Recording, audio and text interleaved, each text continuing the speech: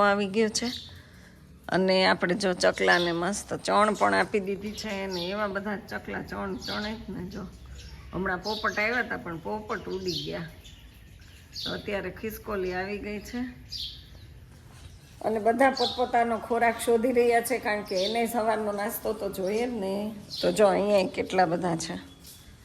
તો એવું બધું છે ને ક્રિશ પણ હમણાં જતો રહ્યો છે સ્કૂલે અને આ છે ને આપણું કપડું ઉડ્યા જ કરે હો આ ગાડીમાં આવી રીતે બાંધી દઉં છું આખો દિવસ ચકલી છે ને બહુ હેરાન કરે